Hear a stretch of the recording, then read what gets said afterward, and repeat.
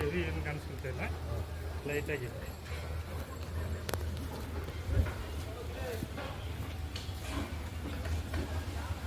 ನಿಧಾನಕ್ಕೆ ಹೋಗುತ್ತೆ.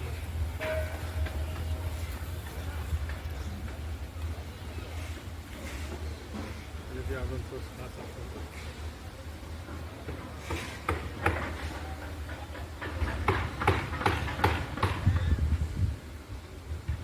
ಇದರಲ್ಲಿ ಲೈಟಾಗಿ ನೀರಿದೆ ಈ ಡೈರೆಕ್ಷನ್.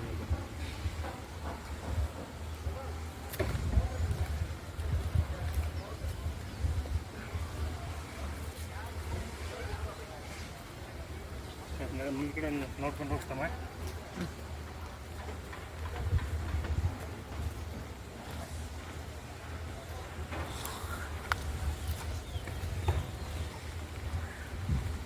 ಇದೆಲ್ಲ ಗ್ಯಾಪ್ ಇಲ್ಲ, ನೀರಿಲ್ಲ ಸರ್. ಗ್ಯಾಪ್ ಇದ್ದಾವೆ, ನೀರಿಲ್ಲ. ಗ್ಯಾಪ್ ಇದೆ, ನೀರಿಲ್ಲ.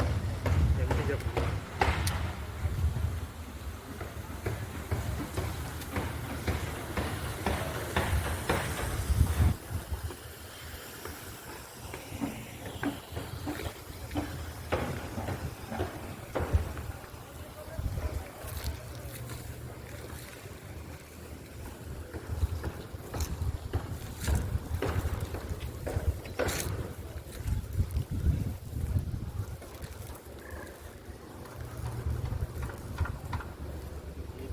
ತೋರಿಸೋದಿಲ್ಲ ಅದೇ ಸರ್.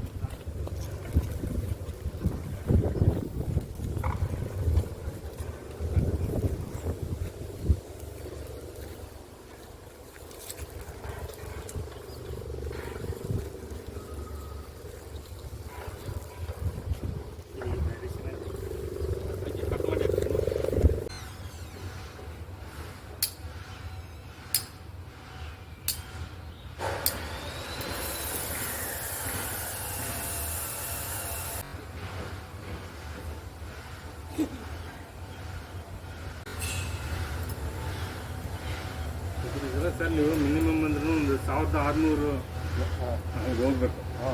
ಒಂದು 50 ಅಡಿ ಜಾಸ್ತಿ ಆಗ್ಬೋದು, ಕಮ್ಮಿ ಆಗ್ಬೋದು. 1600 ಹೋಗುತ್ತೆ. ಹೌದು, ಅವಲ್ಲೇ ನೀರು ಮಾಡೋಕ್ಕಾಗುತ್ತೆ. ಮೇಲ್ಗಡೆ ಎಲ್ಲ ಸಣ್ಣ ಸಣ್ಣ ಗ್ಯಾಪ್ಗಳು ಸಿಗುತ್ತೆ.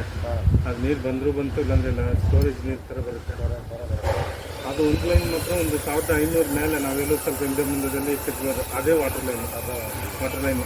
ಹಂಗಿಲ್ಲಾಂದ್ರೆ ಮುಂಚೆ ಕೇಸಿಂಗ್ ಮುಂಚೆನೇ ಜಾಸ್ತಿ ಬಂತಂದರೆ ಅದು ಫಿಲ್ಟರ್ ಹೋಲ್ ಮಾಡಿ ಸೇವ್ ಮಾಡ್ಕೊಳ್ಬೇಕು.